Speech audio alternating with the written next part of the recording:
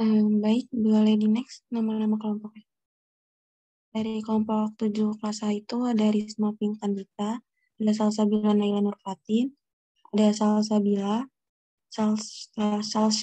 Samia Balkis, Safira Fatima Zahra, Stefani Carolina.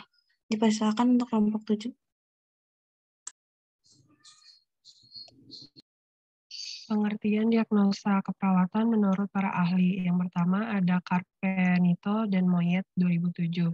Diagnosa keperawatan adalah suatu pernyataan individu klinik yang menjelaskan tentang respon individu, keluarga atau masyarakat terhadap masalah kesehatan atau proses kehidupan baik aktual atau potensial. Yang kedua ada Potter dan Perry 1997. Diagnosa keperawatan adalah pernyataan yang menguraikan respon aktual dan potensial klien terhadap masalah kesehatan di mana perawat memiliki wewenang dan kompetensi untuk mengatasinya. Next.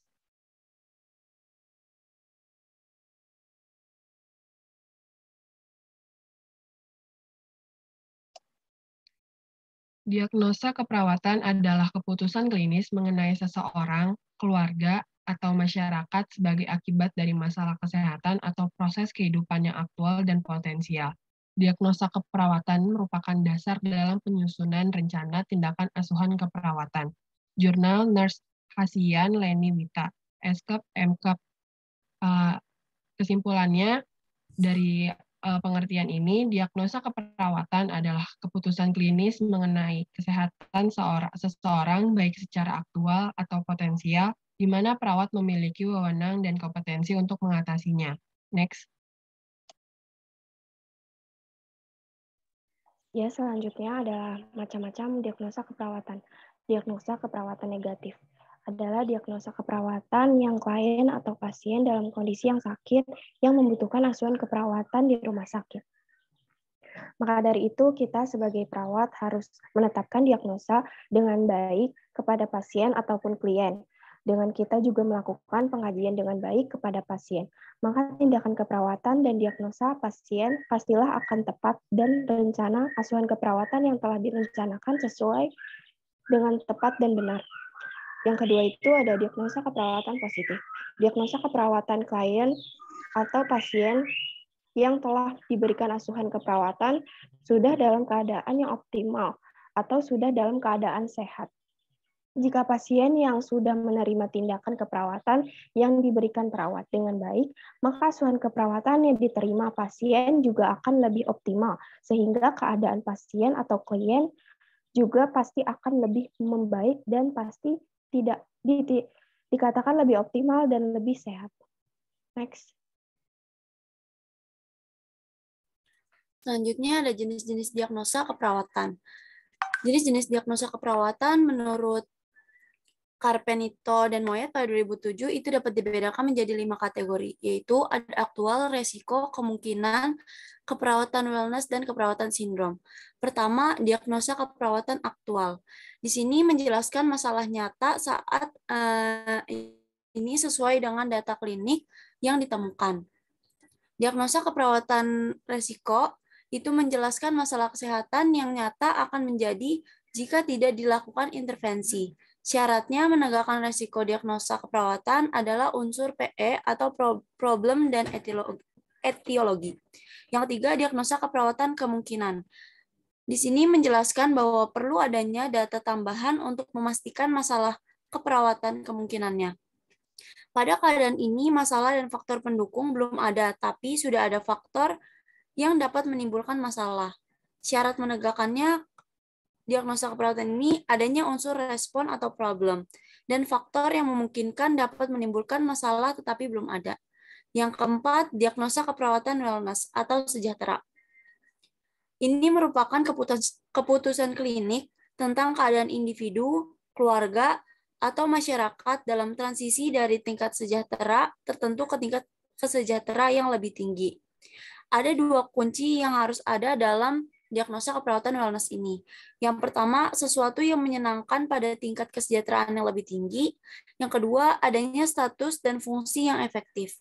Yang kelima, diagnosa keperawatan sindrom. Ini merupakan diagnosa keperawatan aktual atau resiko yang diduga akan muncul karena suatu kejadian atau situasi tertentu. Next.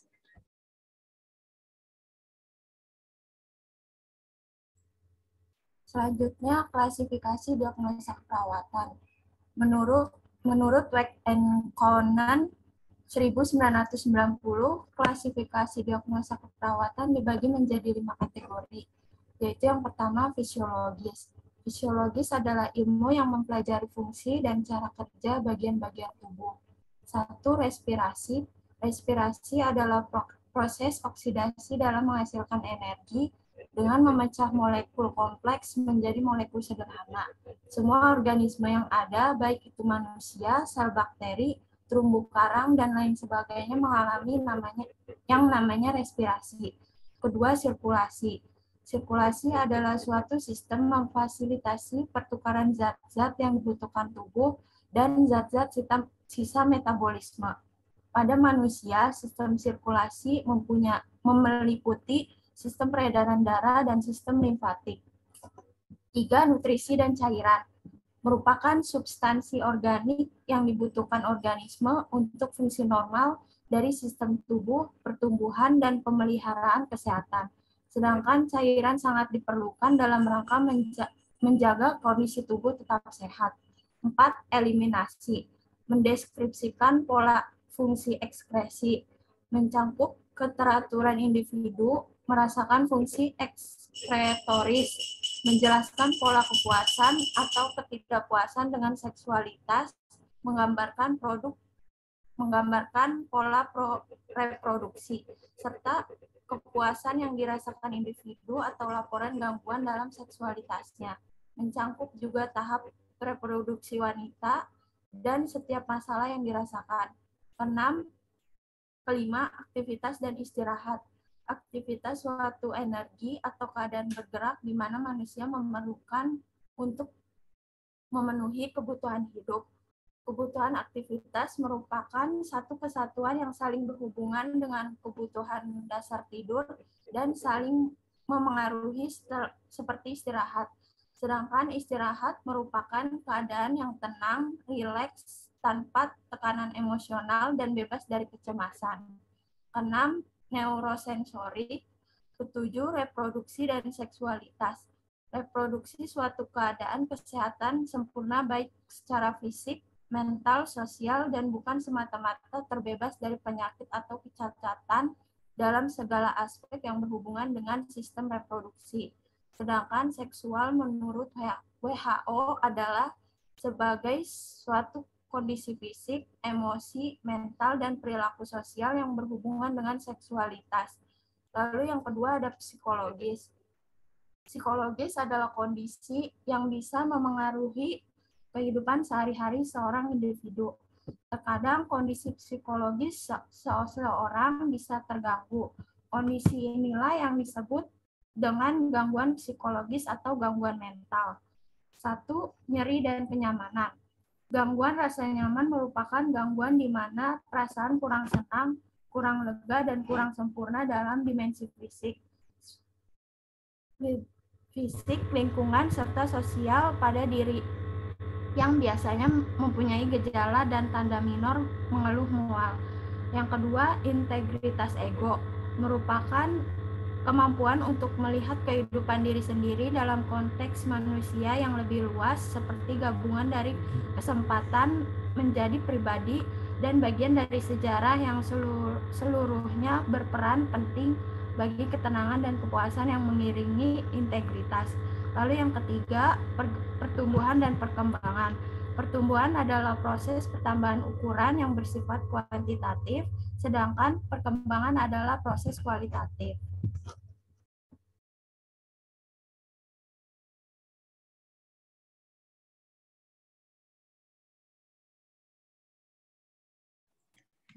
Dan yang ketiga di sini ada perilaku.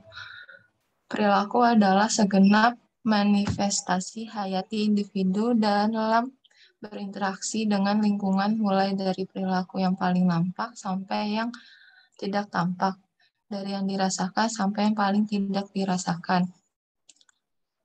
Satu, kebersihan diri berarti kita membicarakan berbagai cara yang harus dilakukan secara rutin untuk menjaga tubuh agar selalu dalam keadaan bersih. Dua, penyuluhan dan pembelajaran. Penyuluhan adalah suatu kegiatan mendidik sesuatu kepada individu ataupun kelompok, memberi pengetahuan, informasi-informasi, dan berbagai kemampuan agar dapat membentuk sikap dan perilaku hidup yang seharusnya. Sedangkan pembelajaran adalah proses interaksi peserta didik dengan pendidik dan sumber belajar pada suatu lingkungan belajar. Keempat, lingkungan. Satu itu ada keamanan dan proteksi. Keamanan merupakan suatu usaha untuk menghindari timbulnya atau adanya ancaman kejahatan yang akan mengganggu segala hal baik keamanan pada lingkungannya maupun keamanan untuk data-data serta sistem yang ada. Sedangkan proteksi adalah upaya perlindungan pada diri yang di dalamnya meliputi keuangan dan kesehatan. Pada dasarnya, proteksi sangat berguna untuk masa depan dan kondisi darurat seperti sakit, kerugian, pensiun, dan meninggal dunia. Yang kelima ada relasional, yaitu ada interaksi sosial. Interaksi sosial adalah hubungan timbal balik berupa aksi saling mempengaruhi antar individu dengan kelompok dan antar kelompok. Dalam hubungan ini, individu atau kelompok dapat saling bekerja sama atau bahkan berkonflik secara formal maupun informal, langsung maupun tidak langsung sebagai bentuk interaksi.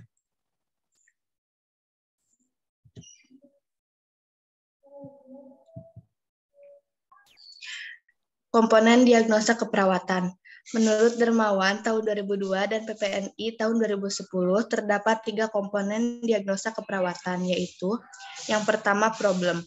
Problem merupakan alasan dari pemberian asuhan keperawatan di mana keadaan yang menyimpang dari keadaan normal yang seharusnya tidak terjadi. Tujuannya menjelaskan status kesehatan pasien secara jelas dan sesingkat mungkin. Yang kedua, etiologi.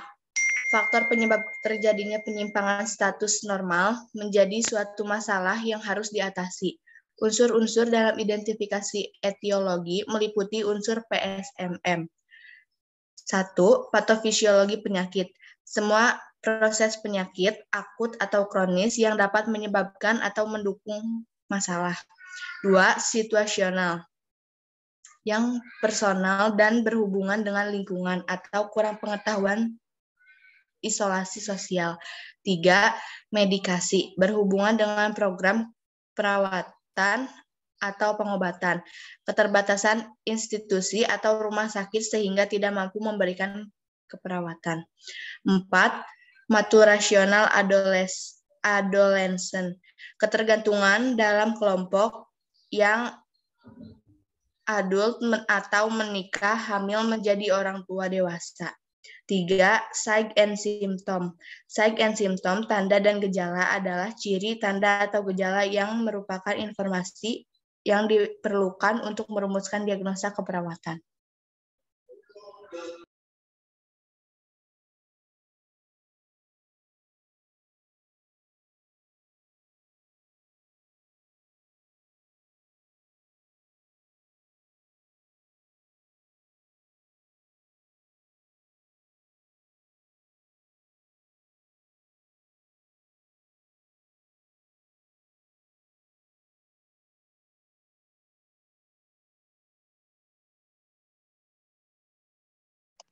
Sekian presentasi dari kelompok 7A.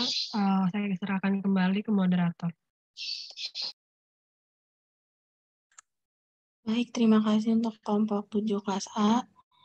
Selanjutnya bisa dipaparin materinya oleh kelompok 7 kelas B. Bagi yang ada pertanyaan, boleh komentar di kolom chat.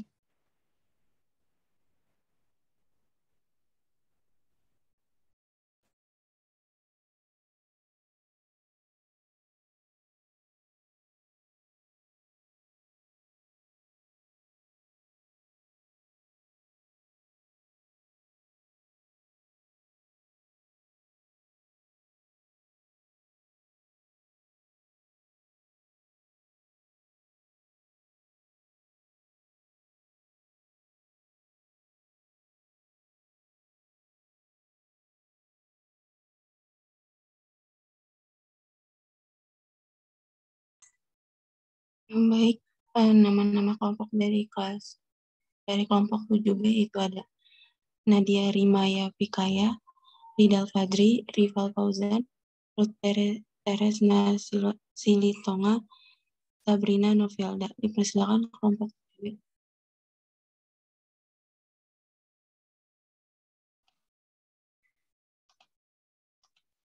Baik, di sini ada definisi diagnosa keperawatan, yaitu diagnosis keperawatan merupakan suatu penilaian klinis mengenai respon klien terhadap masalah kesehatan atau proses kehidupan yang dialaminya, baik yang berlangsung secara aktual maupun potensial. Diagnosis keperawatan ini bertujuan untuk mengidentifikasi respon klien, individu, dan komunitas terhadap situasi yang berkaitan dengan kesehatan. Selanjutnya. Lalu di sini ada definisi diagnosa keperawatan menurut para ahli. Menurut Nanda 1990, yaitu penilaian klinis tentang respon individu, keluarga, atau komunitas terhadap masalah kesehatan dan proses kehidupan aktual dan potensial. Diagnosa keperawatan memberikan dasar pemilihan intervensi. Lalu menurut Carlson et al. 1991, pernyataan ringkasan tentang status kesehatan klien yang didapatkan melalui proses pengkajian dan membutuhkan intervensi dari domain keperawatan. Dan yang terakhir ada Roy 1982, frase singkat atau istilah yang meringkas kelompok indikator penting atau empiris yang mewakili pola kebutuhan manusia. Selanjutnya, di sini ada perbedaan antara diagnosa medis dan keperawatan. Diagnosa medis itu terfokus pada faktor-faktor pengobatan penyakit, berorientasi kepada keadaan patologis atau perilaku yang tidak wajar, cenderung tetap mulai sakit sampai sembuh, mengarah pada tindakan medis yang sebagian dilimpahkan kepada perawat. Sedangkan diagnosa keperawatan itu terfokus kepada reaksi atau respon klien terhadap tindakan keperawatan dan tindakan medis lainnya, berorientasi kepada kebutuhan dasar individu, yang terdapat 5 kebutuhan dasar menurut Maslow, mulai dari aktualisasi diri, penghargaan, sosial, rasa aman, dan fisiologi.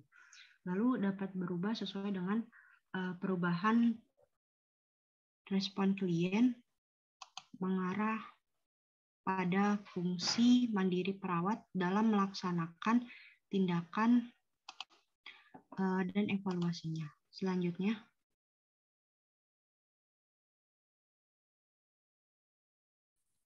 Berikutnya ada tujuan diagnosa keperawatan. Yang pertama, menyampaikan masalah klien dalam istilah yang dapat dimengerti semua perawat.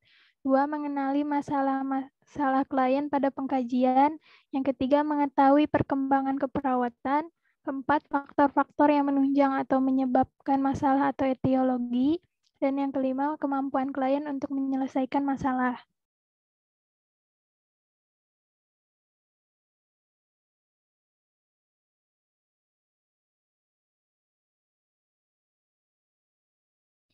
Jenis diagnosis keperawatan. Diagnosis keperawatan dibagi menjadi 2 jenis, yaitu yang pertama ada diagnosis negatif, menunjukkan bahwa klien dalam kondisi sakit atau beresiko mengalami sakit. Yang kedua ada diagnosis positif, menunjukkan bahwa klien dalam kondisi sehat dan dapat mencapai kondisi yang lebih sehat atau optimal. Diagnosis negatif terdiri dari diagnosis aktual dan resiko, sedangkan diagnosis positif yang biasa disebut dengan diagnosis promosi kesehatan. Berikut ada penjelasannya. Diagnosis aktual menggambarkan respon klien terhadap kondisi kesehatan atau proses kehidupannya yang menyebabkan klien mengalami masalah. Yang kedua ada diagnosis resiko, menggambarkan respon klien terhadap kondisi kesehatan atau proses kehidupannya yang dapat menyebabkan klien berisiko mengalami masalah kesehatan. Yang ketiga ada diagnosis promosi kesehatan, menggambarkan adanya keinginan dan motivasi klien untuk meningkatkan kondisi kesehatannya ke tingkat yang lebih baik atau optimal.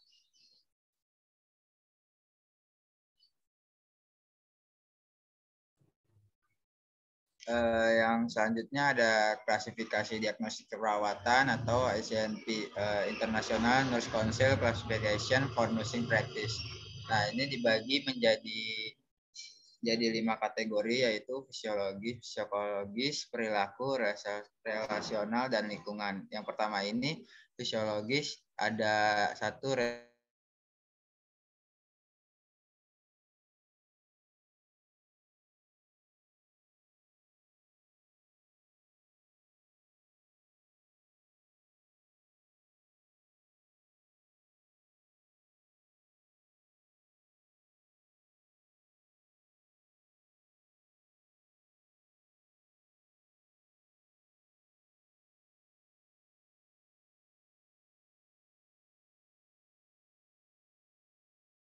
Terkena masalah sebentar.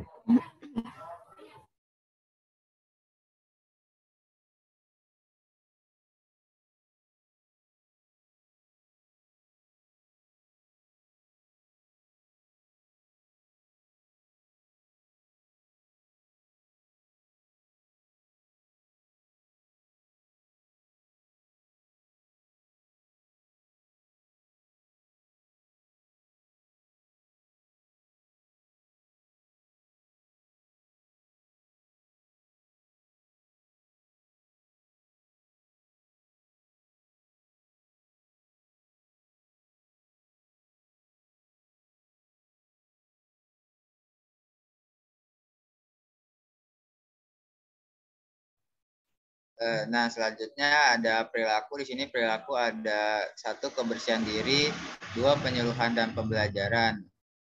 Terus yang keempat ada relasional, yaitu interaksi sosial, dan yang kelima ada lingkungan, yaitu 1, keamanan dan proteksi.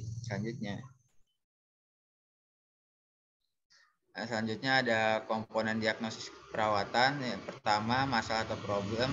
Label diagnosis keperawatan yang menggambarkan inti dari respon klien terhadap kondisi kesehatan atau proses kehidupannya, yang terdiri dari deskriptor atau penjelasan. Deskriptor merupakan pertanyaan yang menjelaskan bagaimana suatu fokus diagnosis terjadi. Nah, di sini ada tabel deskriptor. Yang pertama itu tidak efektif. Untuk fokus diagnostiknya kebersihan jalan napas, yang kedua ada gangguan dan pertukaran gas, yang ketiga penurunan curah jantung, yang keempat intoleransi aktivitas, 5 defisit dan pengetahuan. Selanjutnya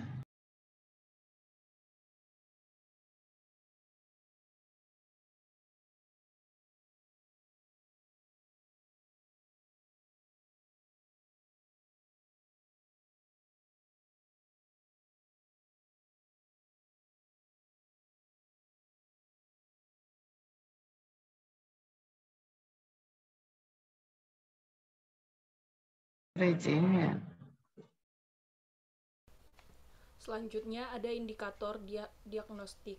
Indikator diagnostik terdiri atas penyebab, tanda, dan gejala faktor risiko. 1. Penyebab atau etiologi merupakan faktor-faktor yang mempengaruhi perubahan status kesehatan. 2. Tanda atau sign dan gejala atau simptom merupakan data objektif yang diperoleh dari hasil pemeriksaan fisik. Pemeriksaan objektif yang diperoleh dari hasil pemeriksaan fisik, laboratorium, dan prosedur diagnostik. Sedangkan gejala data objektif yang diperoleh dari hasil anamnesis. Yang ketiga, faktor risiko merupakan kondisi atau situasi yang dapat meningkatkan kerentanan klien mengalami masalah kesehatan. Next. Metode dokumentasi diagnosa keperawatan. Yang pertama, tuliskan masalah atau problem pasien atau perubahan status kesehatan pasien. Yang kedua, masalah yang dialami pasien didahului adanya penyebab, dan keduanya dihubungkan dengan kata sehubungan dengan atau berhubungan dengan. Yang ketiga, setelah masalah atau problem dan penyebab atau etiologi, kemudian diikuti dengan tanda dan gejala atau simptom yang dihubungkan dengan kata ditandai dengan. Yang keempat, tulis istilah atau kata-kata yang umum digunakan. Yang kelima, gunakan bahasa yang tidak memvonis. Next.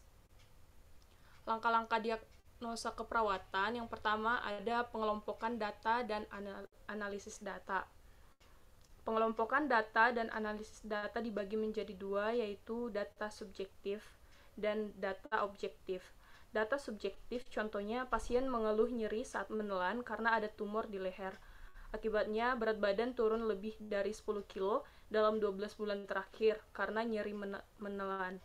Data objektif, contohnya tinggi badan 165 cm dan berat badan 45 kg. Yang kedua ada interpretasi data. Contohnya gangguan pemenuhan nutrisi kurang dari kebutuhan tubuh. Yang ketiga ada validasi data.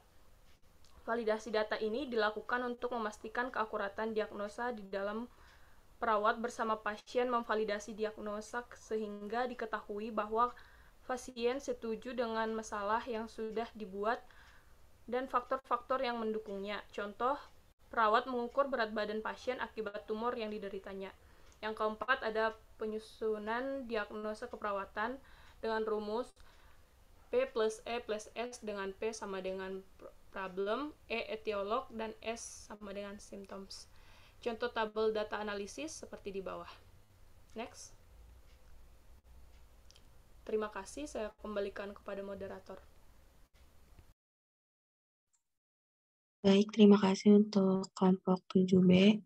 Selanjutnya, materi akan dipaparkan oleh kelompok 7 RKI.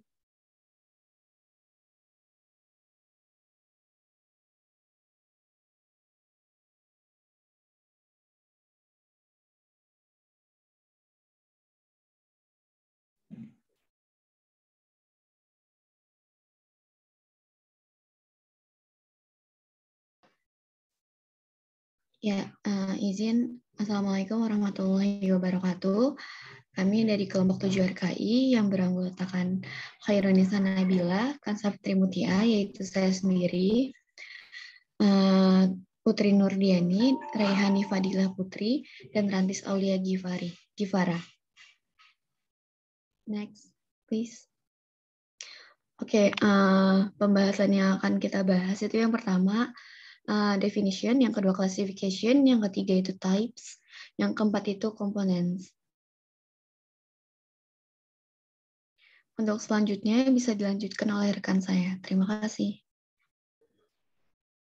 Definition. Next. Definition about nursing diagnostic is according to International Nursing Diagnostic Standards 2015. A nursing diagnostic diagnosis is a clinical decision about the person, family, or community's response to an actual or a potential health problem or life process. Next. According to Gordon 1952, a nursing diagnosis is a clear, concise, and definite statement about a real patient problem and its causes can be solved or changed through nursing actions. Nursing diagnosis is the second step of the nursing process that describes a clinical assessment of the response of individuals, families, groups, and communities to actual and potential health problems where nurses have the license and competence to handle it. Sumijatun 2010. And the next is classification. Okay, so basically classification, the International Council of Nurses, or ICN, has developed a classification system called the International Classification for Nursing Practice. Jadi klasifikasi diagnosis keperawatan ini tuh udah dikembangkan ya oleh ICN dari semenjak tahun 1991. Dan sistem klasifikasi ini disebutnya ICNP atau International Classification for Nursing Practice. Next slide.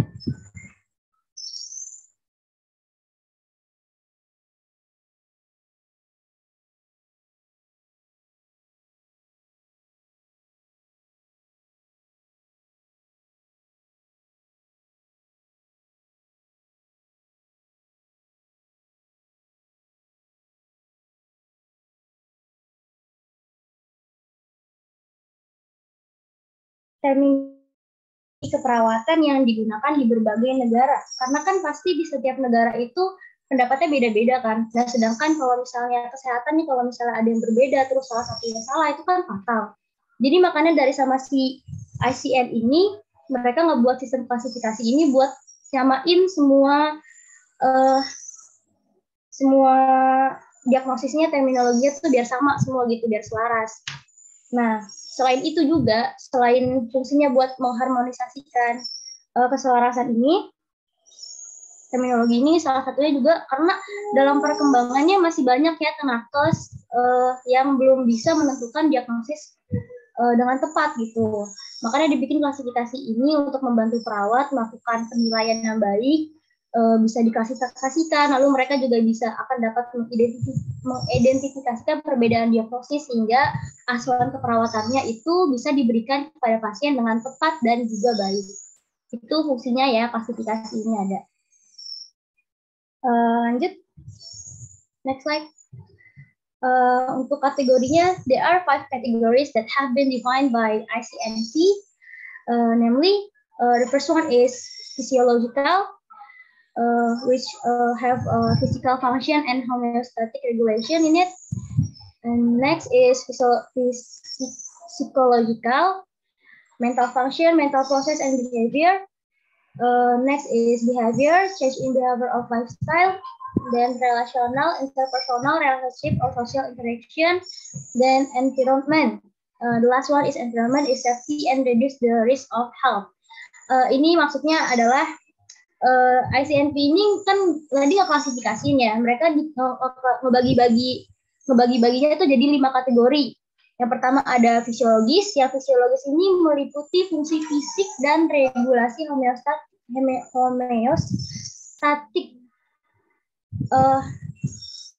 Yang ini seperti kayak contoh-contohnya tuh yang masuk ke fisiologis itu kayak masalah pada fungsi sistem pernapasan, sirkulasi, eliminasi, dan lain-lain. Lalu selanjutnya ada psikologikal, yang ini meliputi fungsi mental, proses mental, dan perilaku. Nah, di sini sebabnya itu ada nyeri dan kenyamanan, integritas ego, pertumbuhan, dan perkembangan. Lalu yang ketiga itu ada perilaku atau gaya hidup. Lalu selanjutnya ada relasional, itu meliputi hubungan interpersonal atau interaksi sosial. Lalu terakhir ada kategori lingkungan, itu meliputi keamanan dan menurunkan risiko gangguan kesehatan. Next slide. Nah, ini untuk tabelnya ya, biar lebih jelas lagi gimana pembagiannya untuk kayak sistem-sistem regulasi, sirkulasi, nutrisi cairan, eliminasi, aktivitas istirahat, neuron, terus produksi dan seksualitas itu masuknya ke dalam kategori fisiologis. Lalu untuk masalah nyeri dan keamanan, integritas ego, pertumbuhan dan perkembangan, masuknya ke dalam kategori psikologis. Lalu selanjutnya ada kebersihan diri dan penyuluhan, itu masuk ke dalam kategori perilaku. Lalu untuk interaksi sosial, itu masuk ke relasi. Terakhir kepotong ya. Ini ada keamanan dan proteksi. Ini masuk ke dalam kategori lingkungan. Next slide.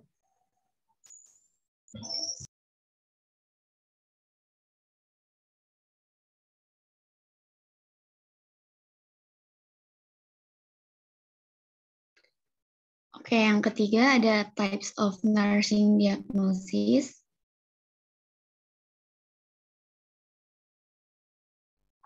Yang pertama ada actual diagnosis, yaitu the clients respond to a health condition or life process that causes the client to experience health problems.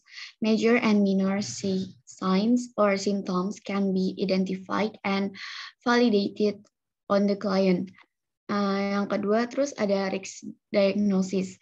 Nah, the clients respond to a health condition or life process that causes the client to experience health problems. No major and minor signs or symptoms were found in the client, but the client has risk factor for experiencing health problems. And then yang ketiga itu ada nursing promotion diagnosis. The client's desire and motivation to improve his health condition to a better or optimal level. Oke, jadi yang diagnosis aktualnya itu maksudnya, jadi kalau diagnosis aktual ini masalah klien yang muncul pada asesmen itu diagnosis aktual itu maksudnya kayak masalah yang muncul pada saat asesmen keperawatan. Nah, diagnosis ini didasarkan pada adanya tanda atau gejala yang terkait. Terus, nah, diagnosis keperawatan aktual ini prinsipnya itu dia nggak bisa dipandang lebih penting daripada diagnosis resiko. Nah, kenapa? Karena pada beberapa kasus diagnosis resiko ini kan memiliki prioritas yang lebih tinggi daripada diagnosis aktual. Nah, terus untuk diagnosis keperawatan aktual ini ada 3 komponen nih. Yang pertama ada diagnosis keperawatan, yang kedua tentang faktor terkaitnya, terus yang ketiga tentang karakteristiknya. Terus untuk diagnosis keperawatan resiko. Nah, diagnosis keperawatan resiko ini diagnosis keperawatan yang penilaian klinisnya itu bahwa masalahnya itu tidak ada, tetapi ada faktor resiko yang menunjukkan bahwa masalah ini nih kemungkinan besar akan berkembang, kecuali jika perawatnya melakukan intervensi. Nah, biasanya individu atau kelompok ini memiliki rentan perkembangan masalah itu karena adanya faktor resiko. Misalnya pada klien lansia dengan diabetes dan vertigo mengalami kesulitan berjalan atau ambulansi sehingga dapat didiagnosis dengan resiko cedera. Nah, untuk komponen dari diagnosis keperawatan resiko ini meliputi kayak label diagnosis resiko, terus faktor resiko. Terus untuk diagnosis keperawatan promosi kesehatan. Untuk diagnosis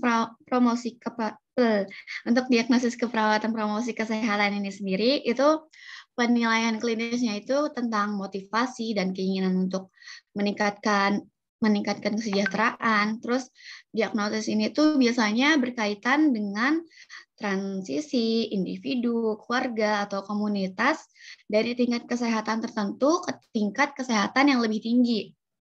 Nah, untuk komponen diagnosis keperawatan tentang promosi kesehatan ini sendiri itu pada umumnya kayak hanya mencakup label diagnosis atau pernyataan satu bagian doang. Ya, cukup sekian. Mungkin bisa dilanjut dengan yang lain. Terima kasih.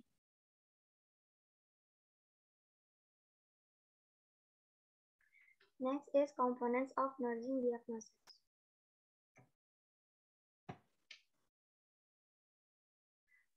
Problem or diagnostic label. The problem statement or diagnostic label describes the client's health problem or response for which nursing therapy is given. It describes the client's health status clearly and concisely in a few words. The purpose of the diagnostic label is to direct the formation of client goals and desired outcomes. It may also suggest some nursing interventions. Qualifiers are words that are added to the nursing diagnosis to provide additional meaning to the diagnostic statement. For example, inadequate in amount, quality, or degree, not sufficient, incomplete, made worse, weakened, damaged, reduced, deteriorated, lesser in size, amount, or degree, not producing the desired effect, and vulnerable to threat. Next is etiology, related factors and risk factors. The etiology component of a nursing diagnosis identifies one or more probable causes of the health problem, gives direction to the required nursing therapy, and enables the nurse to individualize the client's care. As shown in table 11.1, the probable causes of impaired activity include generalized weakness, sedentary lifestyle, and so on. Differentiating among possible causes in the nursing diagnosis is essential because each may require different nursing interventions. The last is definition of characteristic or signs and symptoms. Defining characteristics are the cluster of signs and symptoms that indicate the presence of a particular diagnostic label. For actual nursing diagnosis, the defining characteristics are the client's signs and symptoms. For risk nursing diagnosis, no subjective and objective signs are present. Thus, the factors that cause the client to be more vulnerable to the problem form of the etiology of a risk nursing diagnosis. As shown in Table 11.2, provides an example of a problem that has different etiologies and therefore requires different interventions. The next is different nursing diagnosis, medical diagnosis, and collaborative problem. Nursing diagnosis. A nursing diagnosis is a statement of clinical judgment that concerns a human response to a health condition that nurses, by virtue of their education, experience, and expertise, are licensed to treat.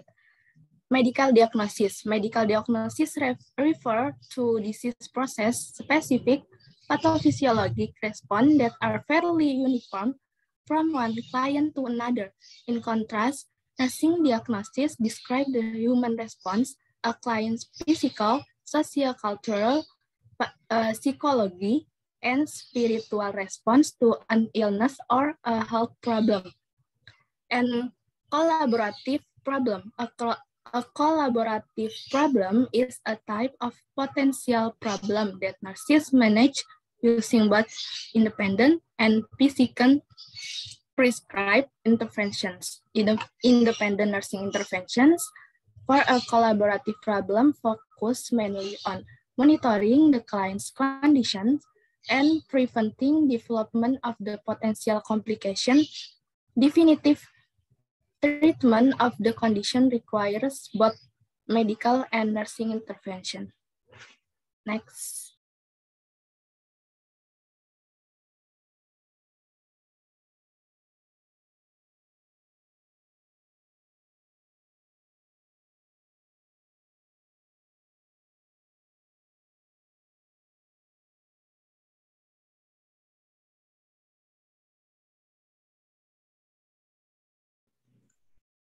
Ya.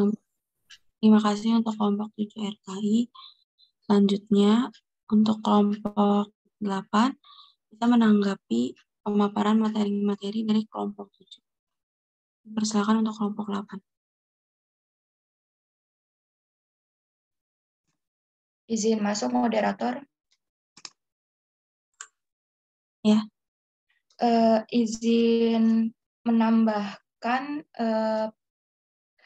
PPT dari kelompok 7B di bagian kelompok komponen diagnosa.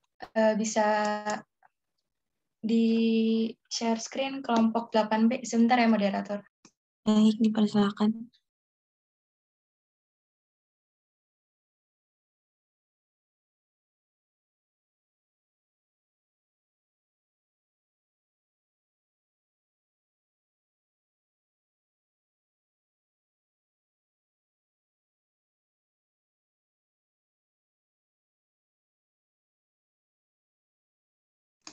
Bisa next lagi slide-nya.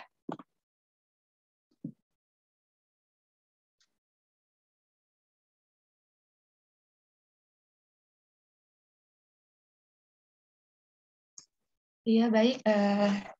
Izin melengkapi ya, tadi di kelompok 7B sudah dijelaskan mengenai tabel, contoh, deskriptor, dan fokus diagnostik pada diagnosis keperawatan. Nah, di sini ingin melengkapi deskriptor merupakan pernyataan yang menjelaskan bagaimana suatu fokus diagnosis terjadi.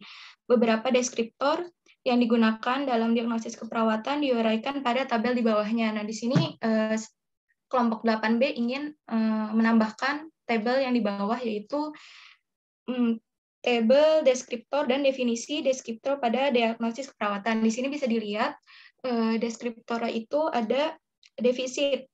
Definisinya itu tuh tidak cukup dan tidak adekuat. Kemudian yang kedua ada disfungsi. Definisinya tidak berfungsi secara normal. Yang ketiga ada deskriptor efektif. Definisinya itu menimbulkan efek yang diinginkan. Kemudian yang keempat ada gangguan. Definisinya itu mengalami hambatan atau kerusakan. Yang kelima, deskriptor lebih. Definisinya itu berada di atas nilai normal atau yang diperlukan. Kemudian deskriptor nomor 6, penurunan. Definisinya itu berkurang baik dalam ukuran, jumlah, maupun derajat. Kemudian deskriptor nomor 7, ada rendah. Definisinya itu berada di bawah nilai normal atau yang diperlukan. Kemudian deskriptor nomor 8, tidak efektif. Definisinya itu tidak menimbulkan efek yang diinginkan. Kemudian kelompok 8B juga ingin menambahkan dari setelah komponen keperawatan itu ada yang namanya, bisa ke slide yang terakhir, Bella. Sebelumnya. Nah, di sini kelompok 8B ingin menambahkan proses penegakan diagnosis keperawatan. Nah, proses penegakan ini tuh setelah tadi dijelaskannya komponen diagnosis ya, bisa dilanjut oleh rekan saya kelompok 8B.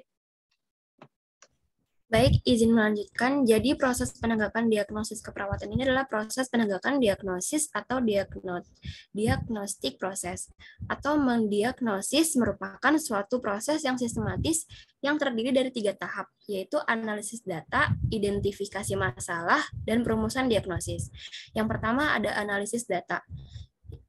Bandingkan data dengan nilai normal. Data-data yang didapatkan dari pengkajian dibandingkan dengan nilai normal dan identifikasi tanda atau gejala yang bermakna. Lalu yang B, kelompokkan data. Kelompokkan data atau gejala yang dianggap bermakna dikelompokkan berdasarkan pola kebutuhan dasar yang meliputi respirasi, sirkulasi, nutrisi atau cairan, eliminasi, aktivitas, atau istirahat. Proses pengelompokan data dapat dilakukan dengan baik secara induktif maupun deduktif. Secara induktif dengan memilah data sehingga membentuk sebuah pola, sedangkan secara deduktif yaitu dengan menggunakan kategori pola kemudian mengelompokkan sesuai kategorinya. Yang kedua, identifikasi masalah. Setelah data dianalisis, perawat dan klien bersama-sama mengidentifikasi masalah aktual, risiko, dan atau promosi kesehatan.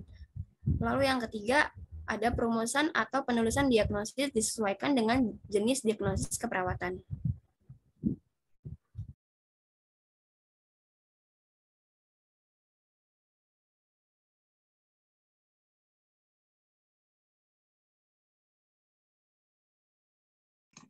Sekian moderator dari kelompok 8B, bisa dilanjut dari kelompok yang lain jika ingin ada yang ditambahkan. Baik, terima kasih untuk kelompok 8B menanggapi PPT dari kelompok 7B. Selanjutnya dari kelompok 8, apakah ada yang ingin menanggapi lagi?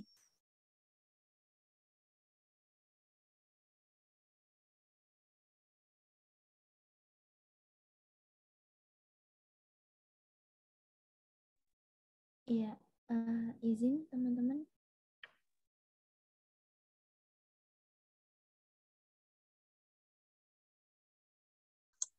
Ya.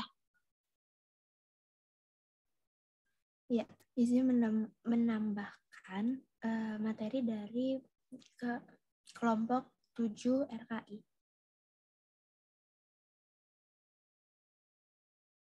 Sebentar.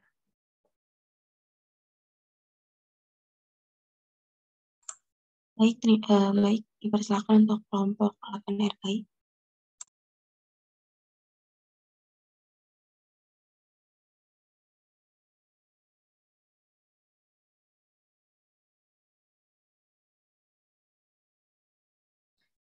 Ya, di scroll ke bawah.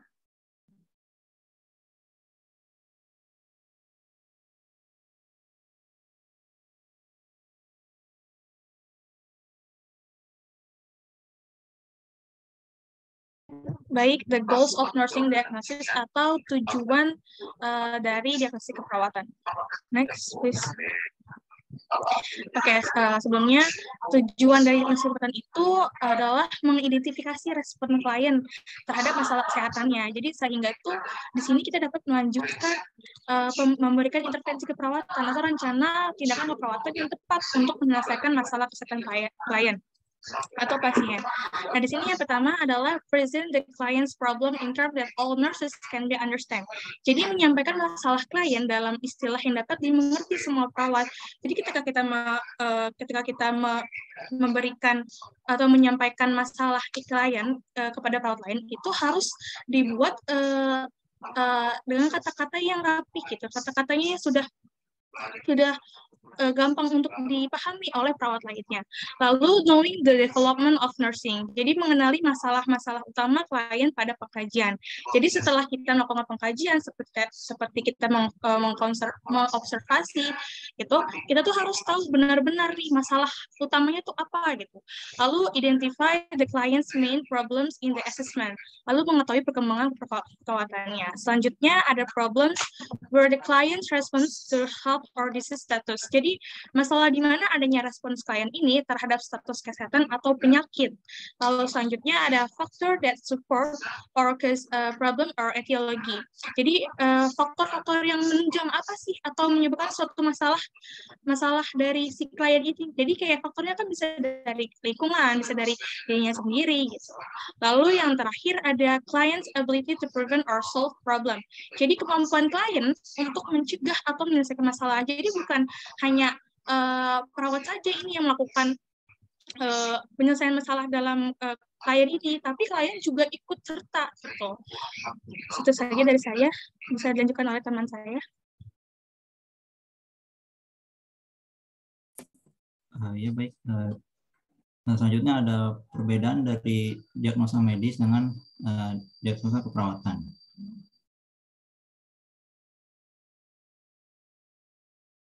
Yang pertama itu untuk diagnosa medis itu lebih berfokus pada diagnosis dan faktor-faktor pengobatan penyakit tertentu. Sedangkan kalau untuk diagnosa keperawatan itu lebih fokus kepada kebutuhan klien seperti reaksi atau respon klien terhadap proses kehidupan dan atau masalah kesehatan memenuhi kebutuhan dasar manusia dan tindakan medis lainnya.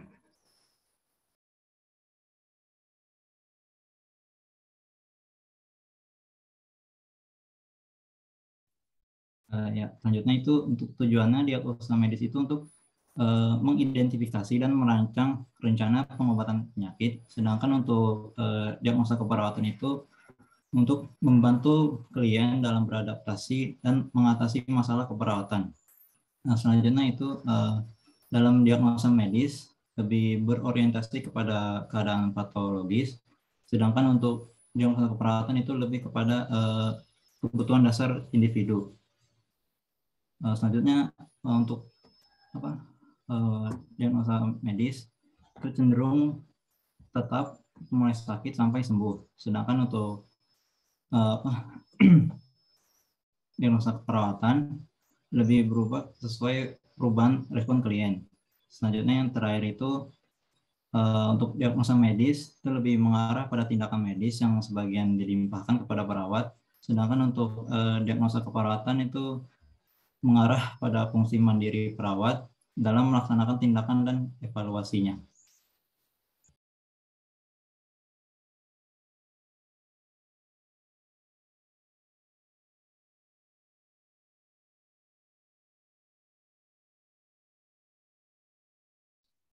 Ya, izin melanjutkan tentang Indonesian Nursing Diagnosis Standard atau standar diagnosa keperawatan di Indonesia. Next. Nah, yang pertama itu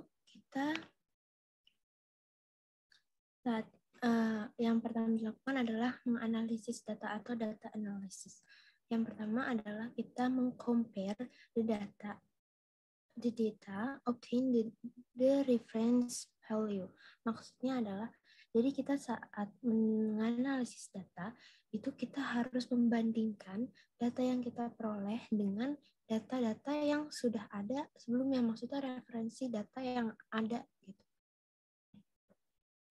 Lalu data tersebut grup dikelompokkan berdasarkan 1 respiration, 2 circulation, 3 nutrition atau liquid, yang keempat adalah eliminasi, yang kelima activity atau rest, yang keenam neurosensory, yang ketujuh reproduction atau sexuality, yang kedelapan pain atau comfort, yang kesembilan integrity, dan yang ke-10 growth atau development, yang ke-11 personal hygiene, yang ke-12 counseling atau learning, the 13 social interaction, and the last security or protection. Next. Nah, dari data analisis tersebut, kita harus mengidentify the problem dari data-data tersebut. Nah, kayak gimana cara menganalisisnya? Dengan cara yang tadi melakukan mengelompokkan, dan lalu setelah itu dimasukin lagi dengan jenis-jenis diagnosisnya. Ada negatif dan ada positif, seperti yang sudah dijelaskan oleh teman-teman saya yang sebelumnya. Kalau negatif, ini dibagi lagi jadi 2. Apakah dia nanti aktual atau risk gitu. Sedangkan kalau yang positif, ini sudah berarti masuk ke promosi kesehatan. Seperti itu. Next. Nah, caranya ini ada cara untuk nge-formulating diagnosa keperawatannya tersebut. Dibagi jadi 2, yaitu dengan cara 3-part ataupun 2-part. Nah, kalau 3-part ini biasanya dilakukan dengan diagnosis aktual. Karena diagnosis aktual ini masalahnya berhubungan dengan penyebab dan dibuktikan dengan tanda gejala, yaitu ada 3 kan. Seperti yang ditulis ada problem, cause, and sign or symptom.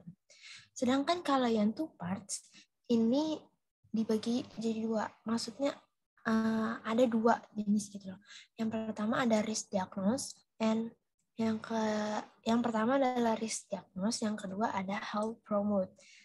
Kalau yang risk diagnose itu adalah masalah yang dibuktikan dengan faktor resiko. Sedangkan kalau yang health promote itu masalah yang dibuktikan dengan tanda atau gejala. Seperti itu. Bisa next. Ya, mungkin segitu saja tambahan dari kelompok 8 RKI. Dikembalikan kepada moderator. Baik, terima kasih untuk kelompok 8 RKI. Selanjutnya, kelompok 8, apakah ada yang ingin menanggapi lagi? Izin masuk moderator. Izin perwakilan dari kelompok 8 kelas A ingin menambahkan. Baik, dipersilakan untuk kelompok 8A.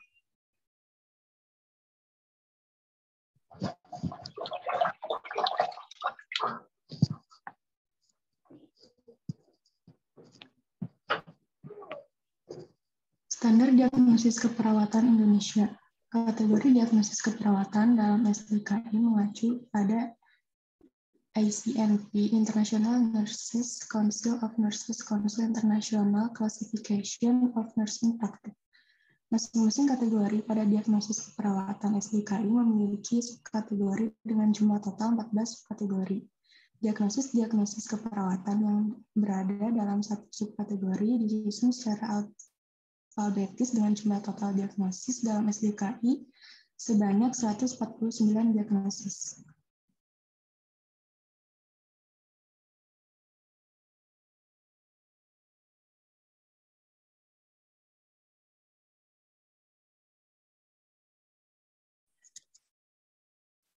Izin masuk.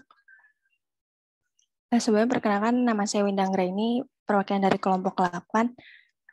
Mohon untuk di-share screen kembali untuk next slide-nya.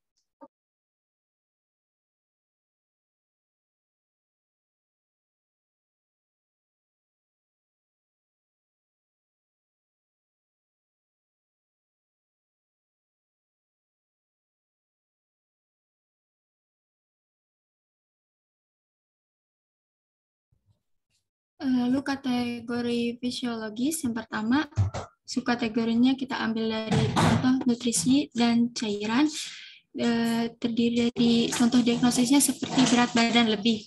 Definisinya, akumulasi lemak berlebih atau abnormal yang tidak sesuai dengan usia dan jenis kelamin. Etiologinya terdiri dari pertama, 1, kurang aktivitas fisik harian, kedua, kelebihan konsumsi gula, ketiga, gangguan kebiasaan makan, keempat, gangguan persepsi makan, kelima, kelebihan konsumsi alkohol, keenam, penggunaan energi kurang dari asupan, ketujuh, sering mengemil, 8, sering memakan makanan berminyak atau berlemak, 9, faktor keturunan, 10, penggunaan makanan formula atau makanan campuran pada bayi, 11, asupan kalsium rendah, 12, berat badan bertambah cepat, dan ke-13, makanan padat sebagai sumber makanan utama pada usia kurang dari 5 bulan. Gejala dan tanda mayornya pada subjektif tidak tersedia, dan pada objektif indeks massa tubuh lebih dari 25 kg per meter persegi pada dewasa, atau berat badan panjang badan lebih dari persentil 95 pada anak usia 2 tahun, atau indeks massa tubuh pada persentil ke 85 sampai 95 pada anak usia 2 sampai 18 tahun. Lalu gejala dan tanda minor untuk subjektif tidak tersedia, dan objektif tebal lipatan kulit risep lebih dari 25 mm.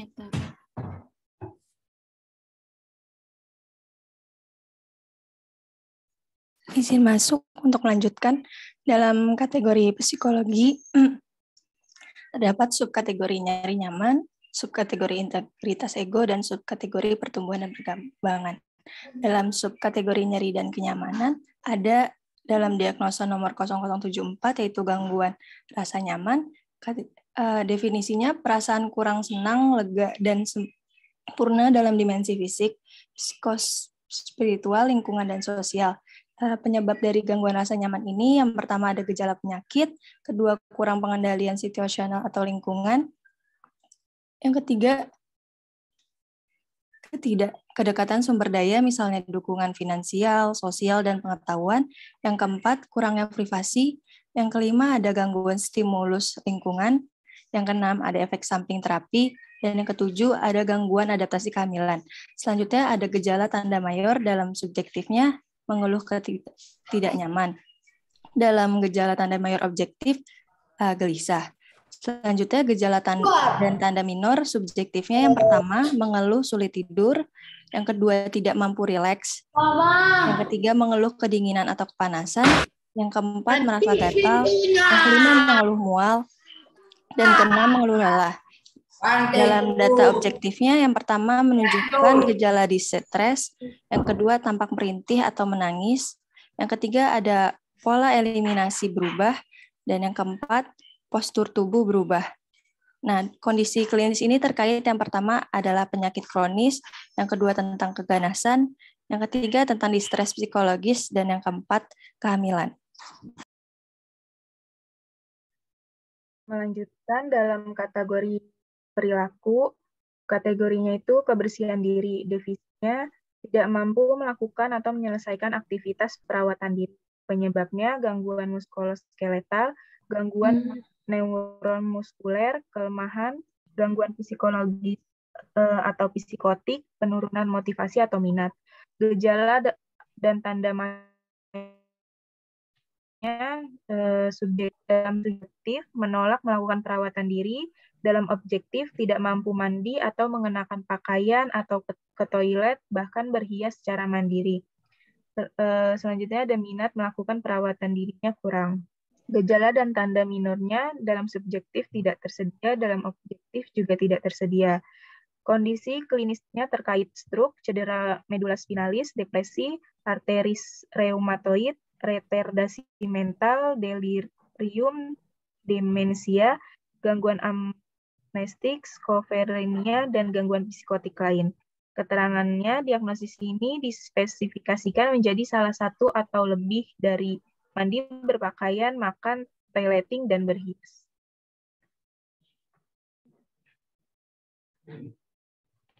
Ini materi yang di share screen ini apa yang disampaikan bukan?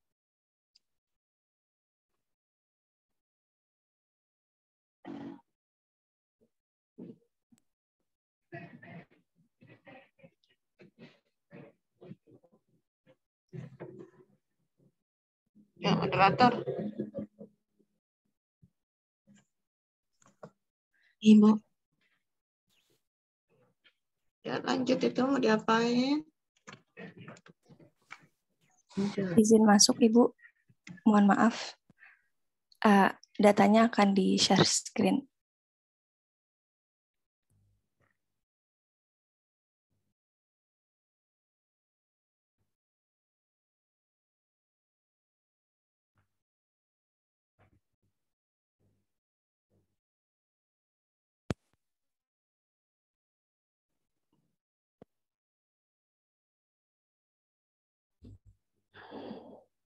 Interupsi ya, Ibu nunggu dari tadi pertanyaan ini baru satu yang muncul.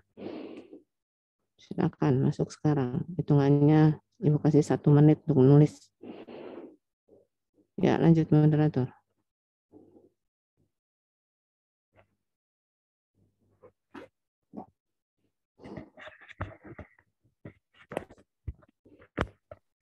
Baik, dari kelompok 8A, apakah ingin menambahkan lagi? Penambahan itu bukan mengulang ya. Yang udah ada nggak usah diulang lagi. Penguatan aja. Izin masuk, apakah share screen-nya sudah terlihat?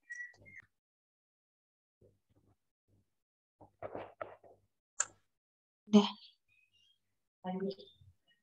Gedein kecilan. Baik, Ibu. Apakah sudah terlihat jelas?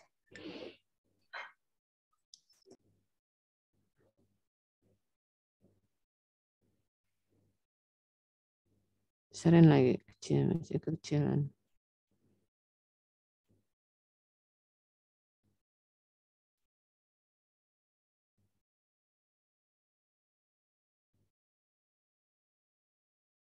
Ya. Baik, Ibu.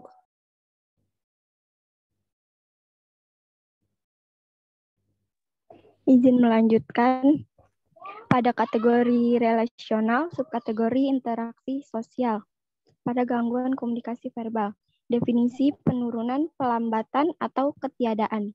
Kemampuan untuk menerima, memproses, mengirim, dan menggunakan sistem simbol. Penyebabnya, 1.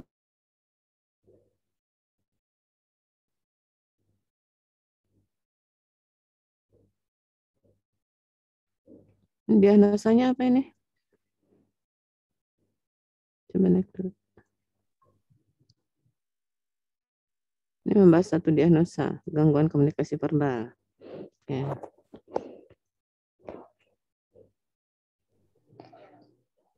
Penyebabnya 1. Penurunan sirkulasi cerebral, 2. Gangguan neuromuskuler, 3. Gangguan pendengaran, 4. Gangguan muskuloskeletal, 5. Kelainan palatum, lalu hambatan fisik, misalnya terpasang tracheostomi, intubasi, krikotiroidektomi.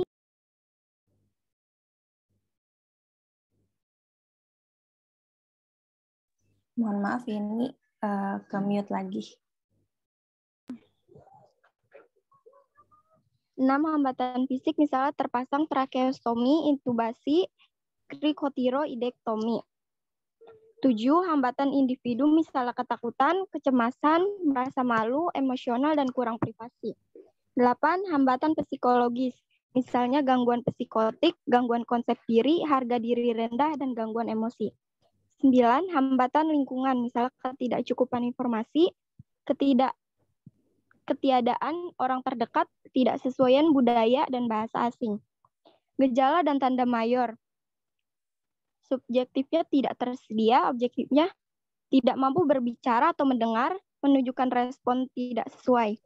Gejala dan tanda minor. Subjektifnya tidak tersedia, objektifnya afasia, disfasia, apraksia, disleksia, dysarthria, afonia, dislalia, pelo, gagap, tidak ada kontak mata, sulit memahami komunikasi, sulit mempertahankan komunikasi, sulit menggunakan ekspresi wajah atau tubuh, tidak mampu menggunakan ekspresi wajah atau tubuh, sulit menyusun kalimat, verbalisasi tidak tepat, sulit mengungkapkan kata-kata, disorientasi orang, ruang, waktu, defisit penglihatan, dan delusi.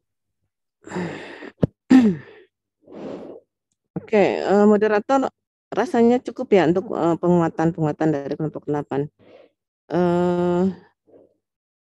Coba saya diskusinya, mungkin pertanyaan harus masuk semua ya. Nanti dijawab secara paper, nanti secara tertulis oleh kelompok, tapi meminta semua kelompok harus sudah masuk ya. Jadi kalau bisa nih, satu kelompok itu ada 3 pertanyaan ya. Jadi sekarang sebelum Ibu selesai ini harus sudah ada masing-masing kelompok itu memberikan 3 pertanyaan dari aspek diagnosis ya. Nah, oke. Mungkin moderator kita coba, Ibu coba kasih masukan ya, mengingat waktu terus berjalan. Bisa ya? Nggak apa-apa moderator? Ibu. Oke, baik ya. Sekarang Ibu pengen tahu nih seberapa paham kalian tentang diagnosa keperawatan ya. Coba Ibu coba share screen dulu sebentar. Ini mana ya? Ini. Ya. Tadi kan udah banyak bicara tentang diagnosa ya. Ini udah kelihatan ya? Sudah kelihatan. Apa yang sudah disampaikan itu sudah sangat detail ya, tapi yang penting pemahamannya seperti apa sih? Kan paham bagaimana membuat diagnosa. Ya, kenapa di metodologi setiap tahapan itu dikupas sedalam-dalamnya ya. Tujuannya kamu paham, nanti kalau ketemu masalah itu merem aja udah ketemu tuh diagnosanya apa gitu ya. Jadi udah nggak mikir-mikir lagi. Nah, kita lihat di sini ya. Tadi diagnosa itu sebenarnya ada 5 kategori atau ada berapa sih yang sekarang ya? Tadi karena ada perbedaan itu dari kelompok yang lain, kira-kira menanggapi nggak itu? Ada diagnosa apa ya? Ketika mengidentifikasi masalah, kira-kira diagnosa apa sih yang mau kita kategorikan? Ada berapa macam? Karena tadi Ibu lihat ada 5 macam, ada yang 3 macam. Terus yang mau kita pakai yang mana? Ya, tadi kan ada masalah aktual, ada resiko, ada kemungkinan, kemudian ada potensial, gitu ya. Nah, kira-kira yang mana mau kita pakai saat ini? Izin menjawab, Ibu, ya. Yang diagnosa aktual, resiko, sama promosi. Ya, ya. Untuk saya kita cuma untuk mengidentifikasi ini hanya 3 nih, ya. Masalah aktual, resiko, promko. Terus yang tadi kemungkinan maksudnya di mana ya? Kemudian wellness masuknya di mana? Ya, itu tetap ada, tetapi diklasifikasikannya kemana? Ya, kalau bicara wellness berarti bicara tentang diagnosa positif gitu ya. Jadi kalau ada diagnosa itu kan ada negatif, ada positif. Negatif itu dengan kata lain itu ada gangguan. Ya, nah gangguan itu yang mana? Oh berarti kita masuknya ke arah masalah aktual. Nah di aktual ini bisa positif bisa negatif, tapi kebanyakan yang masalah aktual itu ke arahnya adalah ke arah yang negatif, ya. Nah kemudian resiko berarti apa ya? Oh kecenderungan untuk masuk ke masalah yang sebenarnya, tetapi belum terjadi, ya. Sementara promkes, oke, risiko mungkin tadi kalau ada kelompok yang bicara tentang diagnosa kemungkinan kita masukinnya di sini, gitu ya. Nah sementara sekarang promkes, ya promosi kesehatan ya istilahnya ya. Sebentar, oke. Ya, jadi untuk diagnosa promkes itu adalah diagnosa wellness, ya, diagnosa sejahtera. Tapi kita sekarang masukin ke dalam kategori promkes, ya, diagnosa promkes. Jadi 3 diagnosa ini yang harus kalian pahami, ya. Tadi apa sih istilahnya apa ya tadi kalau kalian bicara apa karakteristik ya? Oh, deskriptor, ya. Apa sih untuk membuat untuk mendefinisikan, bukan mendefinisikan, mengidentifikasi diagnosa, deskripsinya apa, kata-katanya apa, ya. Tadi kan bisa ada defisit, ada disfungsi, ada efektif, ada gangguan. Nah, itu yang menjadi apa kalian pahami bahwa ini adalah deskriptor yang kita gunakan untuk mengidentifikasi masalah. Ya, jadi membuat perumusan diagnosa keperawatan itu dengan deskriptor yang sudah dipandu.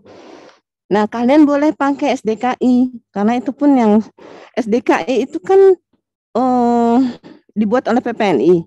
Ya kan? Mana di SDKI itu keluarannya 2015 ya, Nak? Sebentar ya, Ibu lihat dulu. Ini kok SDKI itu kan banyak ya PPNI udah ngeluarin. Dia 2000 cetakan pertama 2016 ya.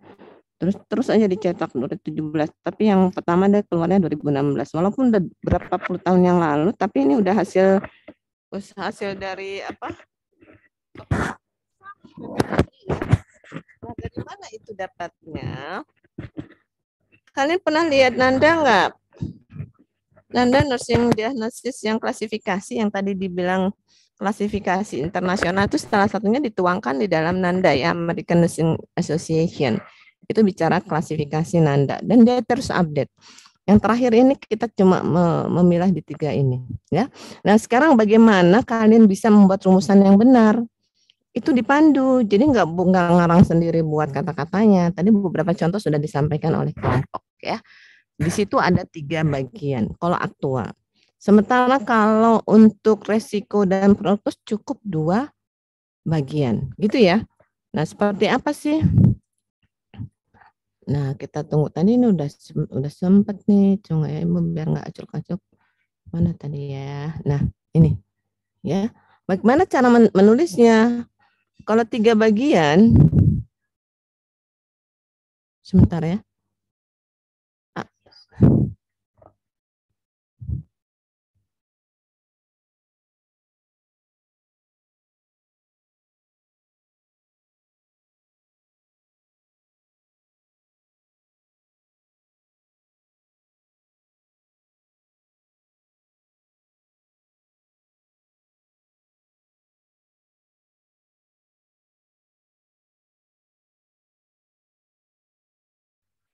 Ditunggu ya, sebentar ya.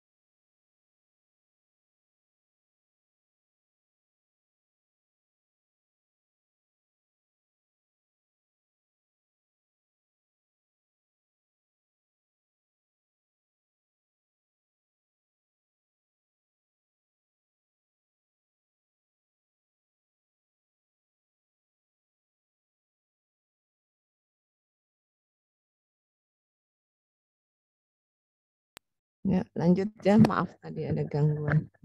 Nah, ini ada beberapa cara menulisnya. Jadi kalau bicara aktual yang sedang terjadi itu ada 3. Ya, ada masalah ditambahkan berhubungan dengan penyebabnya. Tadi kan kalian membuat klasifikasi ada penyebab ya, etiologi. Kemudian dibuktikan dengan tanda gejala. Nah, ini yang harus difahami ya. Misalnya nyeri akut berhubungan dengan peningkatan permeabilitas kapiler misalnya, atau perfusi jaringan otak yang meningkat, dibuktikan dengan tandanya apa? Keluhan dari subjektif, objektif. Ada mayor, ada minor, gitu ya. Nah, kalau resiko, resiko jatuh, ya, dibuktikan dengan apa? Misalnya usia, ya, kemudian apa? Kelemahan fisik, misalnya. Kemudian ada anemi, ya, seperti itu. Promosi kesehatan. Nah, bicara promosi kesehatan itu bicaranya semuanya positif. Apa? Efektivitas, ya, kemungkinan untuk dikembangkan, ya. Jadi beberapa kemampuan yang harus diangkat. Nah, nanti bisa dilihat dari kategori. Kalian coba nanti di SDKI ini, ya. Kita lihat, Ibu coba mau tanya. Nah, ini beberapa daftar diagnosis. Kelihatan nggak? Kecil ya? Masih kebaca nggak? Mata kalian masih bagus ya. Sebentar. Nah, coba kalian coba identifikasi, ya. Kalau aktual gampang ya identifikasinya. Mana tadi? Ya kan? Kelihatan udah? Kelihatan? Ya. Oke, ini adalah deskriptor yang diangkat di dalam diagnosa keperawatan. Coba sekarang kira-kira kalian bisa melihat nggak ini aktual resiko atau promkes, ya. Coba kita cari yang ini. Hipervolemia, ini kategori apa? Aktual, resiko, atau promkes? Silakan. Izin menjawab, Bu. Aktual bukan? Oke, aktual ya. Ya, betul benar. Betul. Ngaco lagi. Ibu tunggu ya. Ibu mau lihat. Kalau lagi gini tuh bisa nggak lihat hasil chattingnya nggak ya? Maunya sekalian sama chatting. Sebentar ya, Nak. Ibu pengen kalian chatting deh. Coba ya. Bisa ya chatting, bisa dilihat. Nah, sekarang yang berikutnya. Silakan kalian tulis di chat ya, di chat box. Mana yang kategori diagnosis promkes? Ya. Ibu hitung 1 sampai 5 harus sudah masuk sini. Kebacakan? Ayo masing-masing masukin. Mana diagnosa promkes?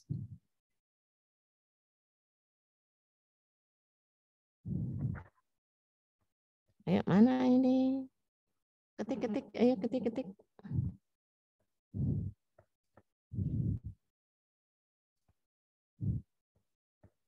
Ayo silakan diketik di chat box, bisa kan? Ini belum kelihatan nih. Ayo dilihat skip. Mana yang promkes? Ya, kesiapan. Oke, mana lagi? Ini Elsa udah masuk. Ada lagi? Ya, Hertina, Kansa. Jangan dilihat itunya Kansa, tulis kamu. Kalau di itu nggak bisa kelihatan Ibu. Karena Ibu nggak bisa buat jendela. Kesiapan. Kemudian terus ya Nazwa terakhir, terus Stefani. Iya, Kansa.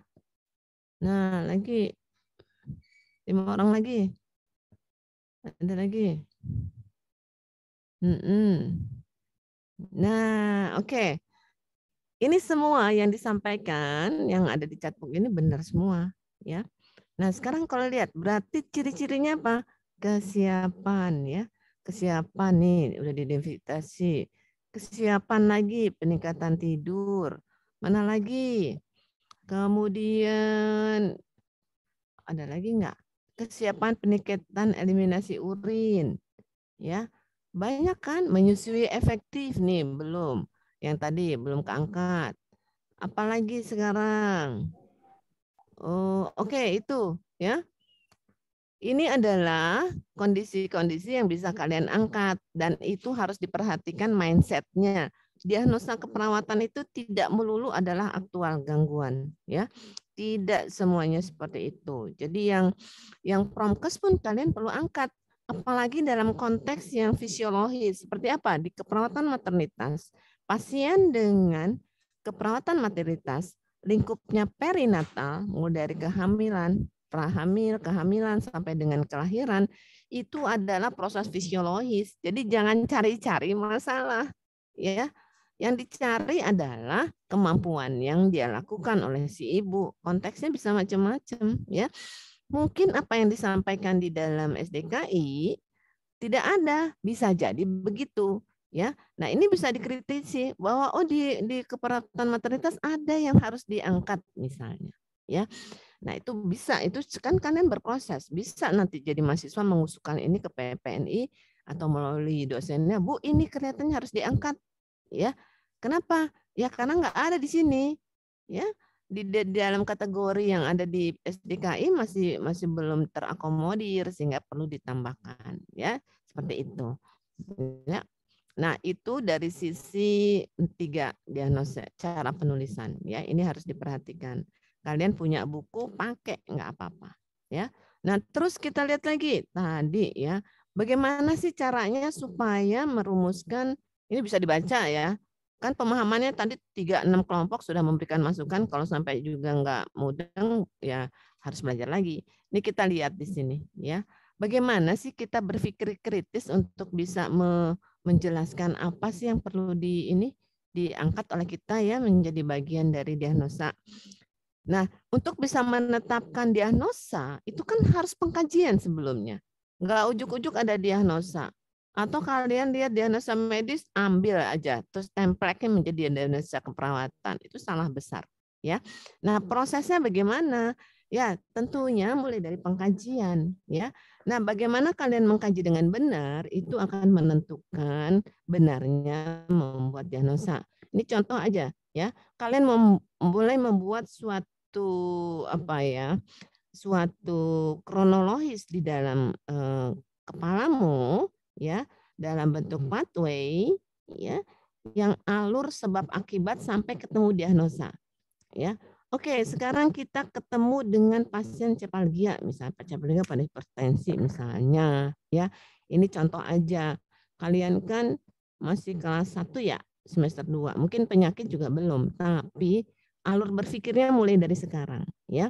Nah, kalau bicara tentang sepalgia atau nyeri kepala, nah tentunya ini ada proses kan nggak ujuk-ujuk ada nyeri kepala, ya. Tapi nyeri kepala itu sumbernya dari mana? Kita mundur ke belakang, ya. Kita melihat sebab akibat dari nyeri kepala. Oh, ini loh, katanya ada peningkatan TIK. Peningkatan TIK itu dari mana? Ini karena apa? Oh, di dalam patofisiologinya TIK itu bisa terjadi karena adanya, sampai keselak. Adanya ini ini CSS itu ini ya cerebral, ya. Oh, adanya perubahan cerebral sehingga ini kenapa ada perubahan? Ada perdarahan. Jadi otak, ya, ada trauma menyebabkan traumanya bentuknya tumpul ataupun tajam, ini menyebabkan adanya perdarahan di intrakranial gitu, ya. Kalau logikanya gini, kalau dia di otak itu kan sistem tertutup, ya. Dan sirkulasi itu berjalan normal sesuai dengan melalui pembuluh darah maupun pembuluh limfe. Nah, ketika ada trauma, ya, ternyata pembuluh darah pecah.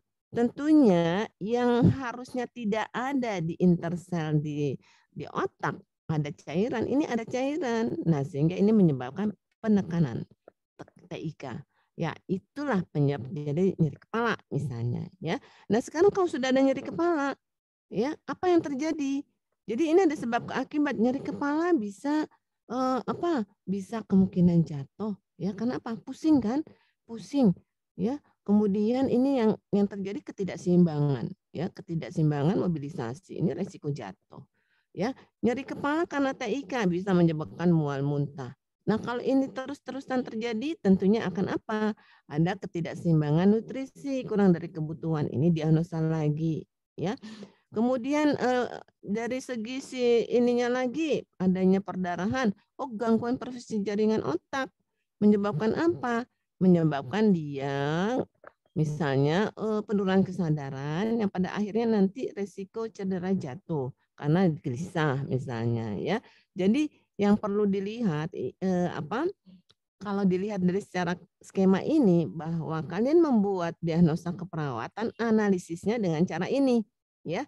Jadi nanti latihannya ketika nanti di laboratorium, ya laboratorium ini kan ada P-nya, ya. Melatihnya seperti apa? Melatihnya seperti ini. Kalian membuat suatu pathway bagaimana diagnosa ini bisa muncul, ya. Jadi diagnosa ini munculnya jelas. Nah, itu yang nanti akan kalian tuangkan ke dalam rasional, ya. Analisis diagnosa keperawatan seperti ini bentuknya, gitu ya. Jadi nanti dilatih, ya. Oke. Kemudian satu lagi, ya, Ibu pengen mengetes. Kita coba lihat sini, ya. Semuanya lihat dan semuanya membuat apa sih masalahnya, ya. Ini umum. Nyonya A, catat semua ya, siap-siap ketik di chat box. Nyonya A, umur 49 tahun, pasien mengatakan nyeri dan agak sedikit panas pada luka bekas operasi, ya. Bekas operasi lah, kita nggak menjelaskan di sini operasi apa. Terasa seperti ditusuk-tusuk perut bagian bawah, skala nyeri 5 dari 10. Ya, sangat terasa jika dibuat berganti posisi. Hasil pemeriksaan fisik didapatkan tekanan darah 130/80 mm Hg, nadi 80 kali per menit, suhu 37 derajat Celcius, pernafasan 20 kali per menit, keadaan umum pasien tampak pucat, tampak memiliki kesakitan saat berganti posisi, kesadaran komposmen tes. Coba silakan kalian ketik apa masalahnya, ya, dengan deskriptor yang tadi sudah dijelaskan. Yuk, Ibu lihat di chat box ya. Silakan. Nanti kita bahas dari situ.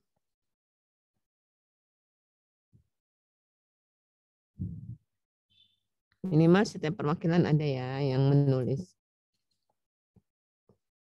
Ya, sambil kalian mikir, sambil Ibu sampaikan ya. Jadi nanti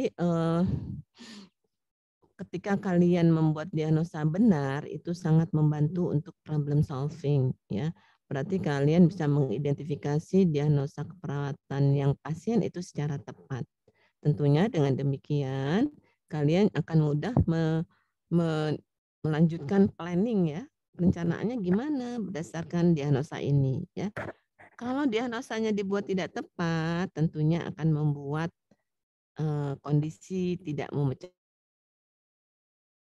masalah. Ya kan bukan masalah kok diangkat. Ya ketika tidak masalah terus diintervensi ya nggak ngepek gitu ya. Nggak ada dampak untuk mengatasi masalahnya. Ya, jadi penting untuk membuat diagnosa yang benar tentunya harus bisa menetapkan diagnosa dengan benar. Ya, mana ini belum? Oke, diagnosanya apa? Simple ini. Ya, untuk diagnosa apa sih jelas kok. Coba masalahnya. Nah, ingat ketika ini masalah aktual, berapa kata yang harus ada di situ? Bagaimana membuat diagnosa dengan benar? Ini baru satu nih masalah, baru problem. Ya. Problemnya masih identifikasi infeksi, ya, kemudian infeksi luka operasi, nyeri akut, nyeri usai operasi, ya, infeksi pada luka bekas operasi. Nah, mana lagi nih? Infeksi. Nah, oke, kelompok coba lihat. Kira-kira dari apa yang sudah disampaikan ini mana yang tepat? Ya, ini baru problem. Padahal tadi disuruhnya buatnya apa kalau aktual? Masalah ini aktual apa enggak? Ayo. Ini baru dikit nih, yang lain ngantuk ya. Ini yang Ibu apresiat nih dengan yang memberikan. Izin menjawab Ibu, ini maksudnya diagnosis aktual Ibu. Ya, berarti yang kita angkat kenapa aktual? Karena sedang dirasakan sedang terjadi Ibu, nyeri.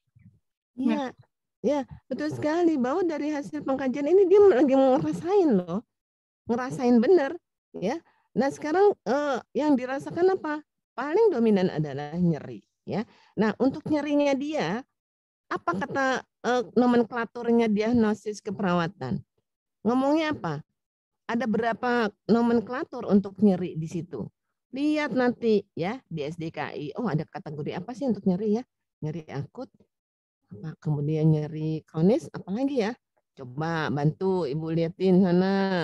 Ya, apa ada disebut infeksi pada luka operasi? Ya, ini diagnosa menantang juga ya. Nah, kita bahas nih ya. Kalian lihat di situ ada infeksi pada luka operasi gitu kan. Tadi masalah nyeri akut ya, sebentar. Ini bisa diangkat nggak ya? Sebentar. Kita bahas ini. Yuk. Oke, jawabannya adalah nih dari beberapa jawaban jenisnya seperti ini. Tadi kan sudah disampaikan ya. Nih, ya. Di sini ada nyeri usai operasi. Oke, kira-kira diagnosa ini tepat nggak cara penulisannya? Ya, kita lihat dulu. Ini ada berapa bagian? Kalau kita bicara untuk mudah diingat, kita pakai PES deh. PES itu atau PE dan simptom. Ya, itu berarti yang untuk aktual. Nah, sekarang kita udah sepakat nih. Ini bahwa nyerinya nyeri beneran. Ya, sudah mengatakan nyeri sudah terjadi. Sehingga ini adalah masalah aktual yang positif atau negatif? Izin menjawab, Ibu, negatif. Negatif, ya. Nah, berarti ini masalah gangguan, ya. Mana yang paling tepat? Nah, ini ada identifikasi yang paling tepat, ya. Kenapa? Ini adalah nyeri akut, ya. Nyeri akut berarti masalah, ya, berdasarkan reaksi yang ditimbulkan oleh penyakit itu, gitu kan? Ini bukan diagnosa medis. Ya, nah kemudian sudah lengkapkah ini membuat diagnosa keperawatan? Ini masih apa nih? Kalau bicara tadi bahwa kita menggunakan kan sudah aktual, oke. Berarti kalau aktual diagnosa penulisannya apa? Ada unsur problem, gitu kan? Berhubungan dengan penyebab atau etiologi, ya, gitu kan? Kemudian dibuktikan dengan tanda gejala. Ya, sekarang buat deh dilengkapi ya. Nyeri akut setuju. Nah, sekarang sebelum sampai ke nyeri akut, kan ada lagi nih nyeri usai operasi. Nah, perlu dipertimbangkan apakah ada nomenklatur ini. Nah, kemudian infeksi pada luka bekas operasi. Kita lihat di sini ada enggak tanda-tanda yang mendukung gitu ya. Dan apakah infeksi ini menjadi bagian dari dituntut oleh SDKI, ada nggak ya infeksi? Berarti sudah terjadi, ya. Kalau belum terjadi, iya ada luka. Oh, kalau infeksi belum sekarang, ya belum terlihat tanda-tanda yang membuktikan. Mungkin di sini ada resiko infeksi, ya. Bisa begitu, karena apa? Karena belum ada. Tapi sekarang kita coba bahas dulu yang aktual. Nyeri akut, sudah lengkap nggak dengan nomenklatur ini? Yuk. Belum lengkap, ada yang geleng-geleng, belum lengkap. Terus lengkapnya gimana? Coba dilengkapi ya. Sebentar. Yang ini apa yang memperhatikan kan ya semuanya ya. Oke, sekarang coba siapa sih di sini yang ada di sini kan banyak 100 ya. Sebentar, Ibu tuh lagi ngelihat. Oke.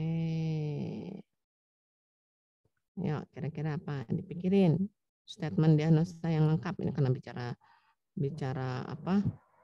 Bicara diagnosa yang kita ngomongin diagnosa dulu ya. Ibtisamah ada? Ibtisamah ada?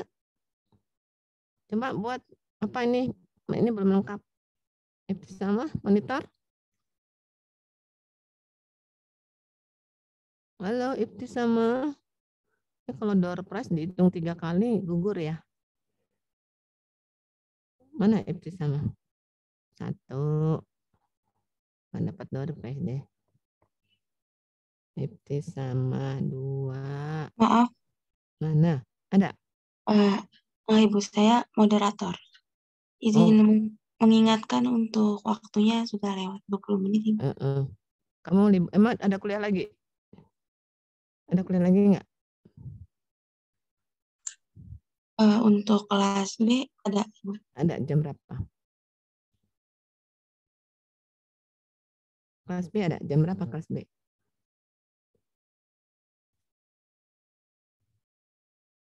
Halo? Jam berapa kuliahnya kelas B? Hanya kelas B yang akan ada kuliah. Mana kelas B? Iya Ibu, izin masuk, izin menjawab. Kelas A juga ada matkul lagi Ibu. Oh iya, jam berapa? Tapi jam 11-an gitu Ibu. Oh, jam 11-an. Terus sekarang keberatan kalau Ibu terusin atau enggak? Kalau keberatan Ibu tutup sekarang juga. Mau diselesaikan atau cukup sampai sini?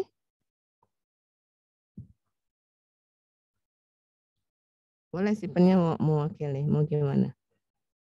Kalau memang Izin menjawab Ibu, sepertinya diselesaikan saja karena mungkin kelas A atau kelas B ada kuliah lain. Nanti boleh dijelasin lagi nggak ya Bu untuk pertemuan berikutnya hari Senin? Pertemuan apa lagi hari Senin? Apa topiknya? Ada Ibu lagi masuk? Izin menjawab Ibu, untuk tiap pertemuan itu ada 2 hari Ibu, dengan topik yang sama. Oh, berarti Ibu ada 2 kali pertemuan gitu? Iya Ibu, masih bahas. Oke. Berarti masih ada 1 kali lagi ketemu ya? Iya Ibu. Hari Senin jam berapa? Hari Senin itu dari jam 8 sampai jam 9.40 Ibu. Enggak Ibu, izin menjawab untuk hari Senin itu kelas A dan B itu di jam 10 sampai jam 11.40. 10 sampai 14.40. 11.40 dan untuk R di jam 1 Ibu. Ya. Kalau bisa mundur bisa nggak? Itu kita lagi persiapan akreditasi, bisa mengatur jadwal. Kalau misalnya disorekan memungkinkan nggak yang bertiga? Ya, pertanyaan tetap ya, itu yang tadi tetap jalan ya, pertanyaan-pertanyaan. Jadi nanti berikutnya memberikan pertanyaan dan saya memastikan bahwa kalian sudah paham, itu aja sih. Kalau misalnya itu jam-jam ini sih ya, jam 8 ya Nak ya. Nggak bisa gabung lagi ya, misa-misa. Mungkin nanti dari Sipen diomongin lagi. Oke, ya udah kalau gitu. Baik, mungkin PR aja ya, ini diteruskan di tingkat kelompok untuk membahas ini ya. Yang jelas kalian membuat ini ya, kasus ini tetap nanti Ibu share di mana? Di ini aja ya, di grup ya. Di mana? Iya Bu, boleh di-share di Sipen aja, kasih ke Sipen aja. Iya Bu, boleh. Oke, kamu catat aja. Nanti dibahas sampai dengan buat path of flow-nya ya. Ya. Iya Ibu, baik Ibu. Oke, saya rasa cukup. Kita lanjutkan lagi di pertemuan berikut, tapi Ibu minta waktu ya, karena besok kita semua dosen sedang menyelesaikan akreditasi samsat seharian, jadi mungkin minta dibantu untuk di reschedule jadwalnya gitu ya. Oh, ini udah di ini kan, udah di apa? Udah di Iya, apa Ibu. namanya? Izin masuk Ibu, izin dokumentasi ya Ibu. Iya, silakan. Ya, kepada kelas A dimohon untuk raisen ya sama on cap. Nanti sekaligus pertanyaan-pertanyaan dari setiap kelompok 3 buah itu kalau belum semuanya lengkap, dilengkapi ya. Serahkan kepada kelompok untuk dijawab. Ya. Ya Ibu. Oke.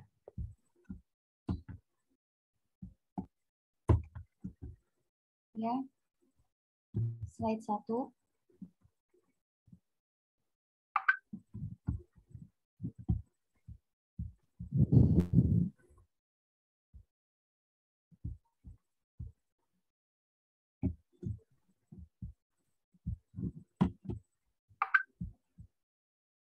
Ya Ibu, baik. Terima kasih. Saya serahkan kepada Sipen kelas B.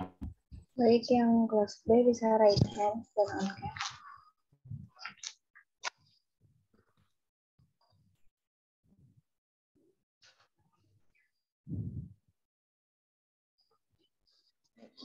Ya, mulai SS ya. Slide 1. Ya, sambil SS, sambil kita ngobrol ya. Karena pertemuan berikutnya Ibu harus meyakini kalian paham. Mungkin Ibu ada sedikit kuis ya nanti ya. Maka kalian harus siap dengan 2 device berarti. Ibu mau coba Kahoot ya. Kahoot apa sih namanya? Untuk kuis ya, supaya nanti tinggal jawab, Ibu langsung bisa merekam. Jadi harus ada 2 device, kamu bisa ngelihat soalnya, jawabnya lewat HP, gitu ya. Siap, Ibu. Oke. Dari yang kelas B, turun tangan. Ini kan pada enggak itu sih, pada liburan ya.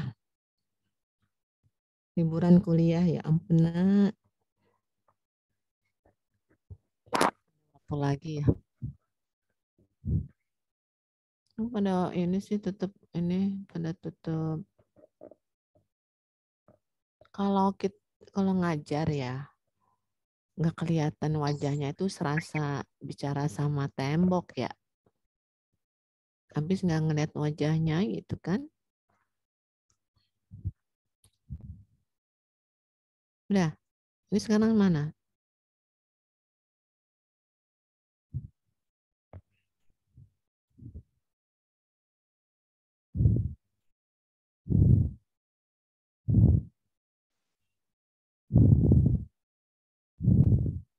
Baik, kelas 1 RKI udah di screenshot ya? Udah semua.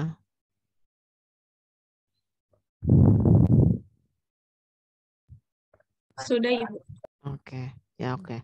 Ya, baiklah. Kita lanjutkan lagi ya di kesempatan berikutnya membahas soal ya, kemudian pertanyaan-pertanyaan nanti kirim ke Ibu ya supaya Ibu melihat pertanyaannya seperti apa dan apa yang harus kalian jawab gitu ya. Setelah ini kirim ke Ibu rekap pertanyaan-pertanyaan. Nanti kita bahas di pertemuan berikutnya. Ibu minta tolong di reschedule kalau bisa sore, tapi Ibu WFO besok ya. Jadi kalau sore dipertimbangkan Ibu dalam perjalanan ya, kita lihat aja nanti ya hari Senin ya. Oke, saya rasa cukup. Kalian tetap semangat ya. Ibu izin lem. Wassalamualaikum warahmatullahi wabarakatuh. Waalaikumsalam. Salam sehat semua. Terima kasih, Bu.